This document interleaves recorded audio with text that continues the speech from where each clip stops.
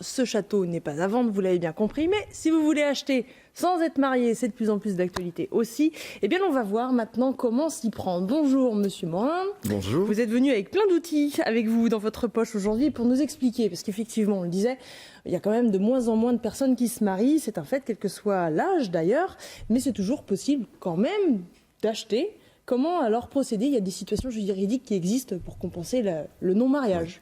Absolument. Il y a essentiellement deux mécanismes qui existent, la société civile immobilière ou l'indivision.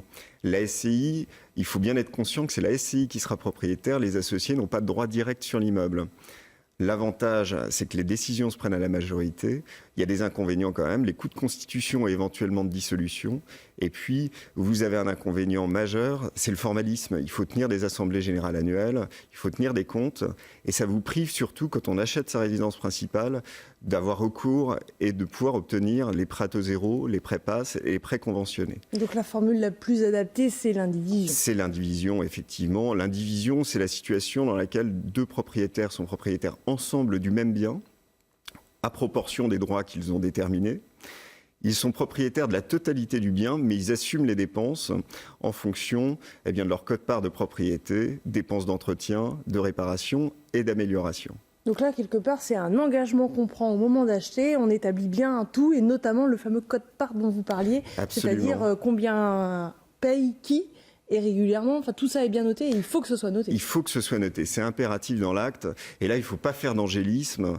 Quand on achète, il faut déterminer, avec l'assistance de son notaire, les quotes-parts réelles d'investissement de chacun, c'est-à-dire déterminer l'apport personnel, calculer la contribution effective de chacun au remboursement de l'emprunt. Et ce sont ces codes-parts de financement qui détermineront les codes-parts de propriété et qui figureront textuellement dans l'acte. Alors j'imagine que ça doit être bien inscrit, parce qu'évidemment, au moment où on veut acheter, tout nous va bien, comme vous parlez, d'angélisme. Sauf qu'au moment où ça peut se tendre, puisque ça peut arriver, là, ça peut être sujet à attention dans votre cabinet. Oui, c'est capital, parce que la séparation peut poser des problèmes. Si on a mal calculé ses proportions de propriété, si la séparation est houleuse, au moment où viennent les comptes, ça pose un vrai problème. Et là, quand on a tout déterminé en amont, écoutez, la séparation se fait. On peut se déchirer, on a le droit et on le fait souvent, mais en tout cas pas sur le plus important, sur le patrimonial, les choses seront réglées. Alors là, c'est dans le cas où tout se passe plutôt bien, mais on n'est jamais à l'abri d'une situation évoluant, et je pense notamment au décès d'un des concubins. Comment ça se passe quand c'est comme ça ?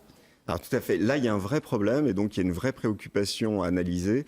Il faut savoir que les concubins ne sont pas héritiers l'un de l'autre. Ce qui veut dire qu'en cas de décès, ce sont les héritiers du défunt qui vont hériter les biens, c'est-à-dire les enfants s'il y en a, et à défaut, les parents et les frères et sœurs. Même si on a fait justement les démarches sur la division dont vous avez parlé, en fait. Absolument. On reste concubin, mais voilà, avec un... Donc sans protection.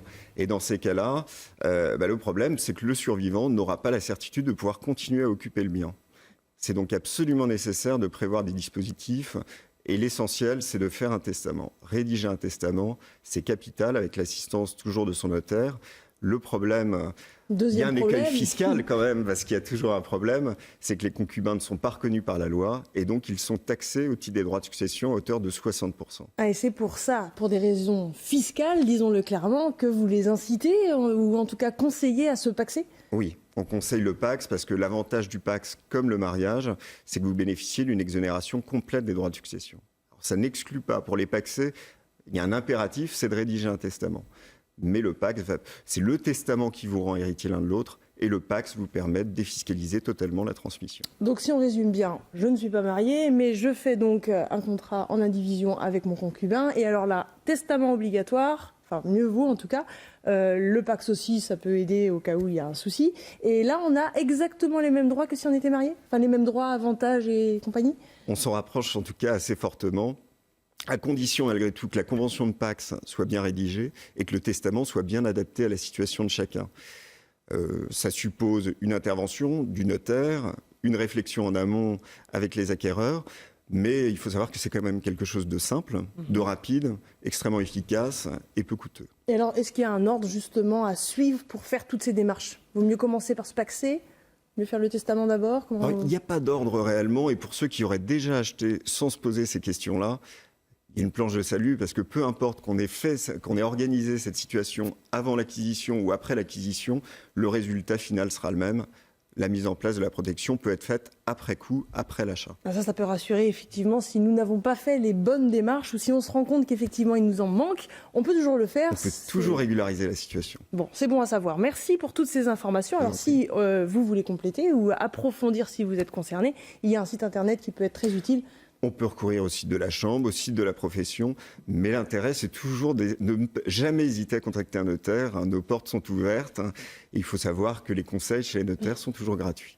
Ça aurait été étonnant que vous me disiez le contraire en même temps. Est-ce que, Serge, vous avez à réagir sur ce premier sujet? Je ne sais pas si vous êtes propriétaire ou locataire, c'est pas la question. Mais en tout cas, est-ce que ça vous a éclairé déjà ces premiers éléments? Oui, et puis ça, voilà, ça permet de resituer les choses puisque lorsque l'on fait des informations, lorsqu'on lit des informations sur les articles, Internet, ce type de choses, il y a beaucoup de moments où on peut mélanger l'intégralité des informations que l'on va lire. Et donc, c'est intéressant d'avoir le point de vue d'un notaire. Il faut aller voir ces personnes qui sont des spécialistes pour ce type de choses, oui. Voilà, en sachant que la prise de conseil, si je ne me trompe pas, n'est pas payante dans un premier temps. On peut se renseigner et ne pas payer. On se renseigne, on vous reçoit, on prend le temps de vous recevoir et de vous écouter, et ça ne vous coûte rien. C'est après que, évidemment, là par contre, il va falloir payer, mais c'est bien normal. Vous travaillez. Tout travail mérite salaire.